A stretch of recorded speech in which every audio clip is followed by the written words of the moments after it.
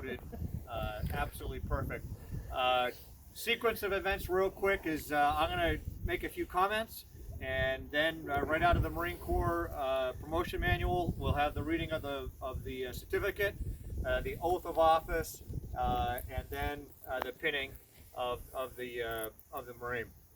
But why are we here, standing right here in the cold? And that's one of the things I wanted to just take a few minutes of your time this morning to explain why we're right here. This is the site of the first battle of the Civil War, First Manassas, if you're from the south. If you're from the north, there was a battle of Bull Run. And right here in July 21st, 1961, is when the first land battle of the Civil War started. At the time, the Marine Corps was a little under 300 people, and the Marines were dispersed across the world on ships in detachments, and there was really no Marines in garrison. So as the environment started to build for the war, they started recruiting rapidly and quickly as they could in Washington, D.C., and they raised about 300 Marines to form a battalion to come out here.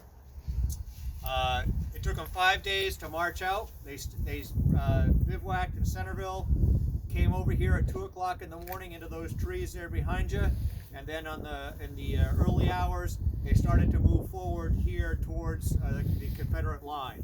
There was 3 battalions, one from New York in front, the Marines in the middle, and then another battalion from New York in the back. As they came up the hill and as they came into this area, the Confederates were all laid down in the trees, hiding in the trees. So as the Marines stepped forward and came into the line of battle, the Confederates stood up from the trees and fired. The battalion from New York could see everything. They all took cover and dropped to the ground, and the Marines took all the fire. And a lot of them fell right there. They fought forward, and the battle ensued, and it went back and forth and back and forth. One of the reasons that it was fitting that we walked over here this morning, the distance that you walk from that house is the distance that the Marines attacked through the cannon fire. And these cannons here, although they are now pointed at the Confederate line, they went back and forth throughout the day as they were captured by the South, captured by the North, captured by the South, back and forth. So this is where the battle unfolded, right here. And it went on throughout the day. The Confederates ended up winning the battle. The North broke and retreated back to Centerville and then back to Washington, D.C. That's what the Marines did that day. Well, what did the officers do that day? Because that's why we're here, to promote an officer, okay? And it's extremely poignant to understand what the officers did during that situation. At the time, there was only 53 officers in the Marine Corps.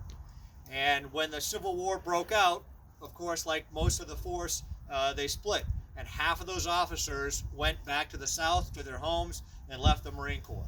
So the Marine Corps only had 23 officers. So they had to promote officers quickly.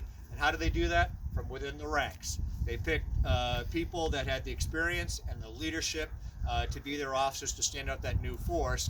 And that's why we're here today, is to promote Jared to being a warrant officer.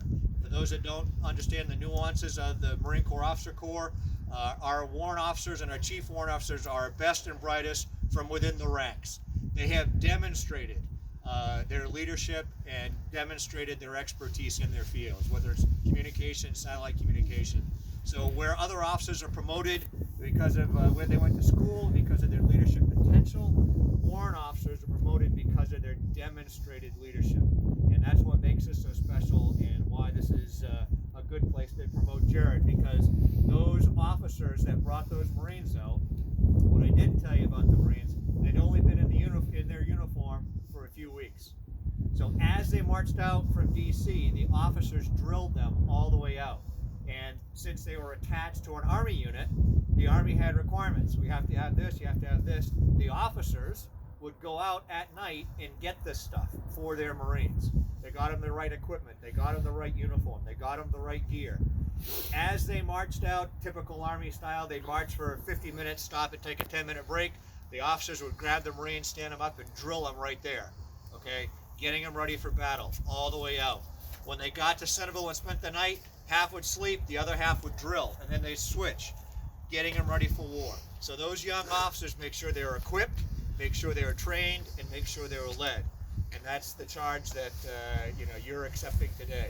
Is you're making sure our young Marines are the best led, the best equipped, and the best trained. And that now lies on your shoulders. And speaking on behalf of Lana and I, and I'm sure all of your family and friends, we are damn proud of you.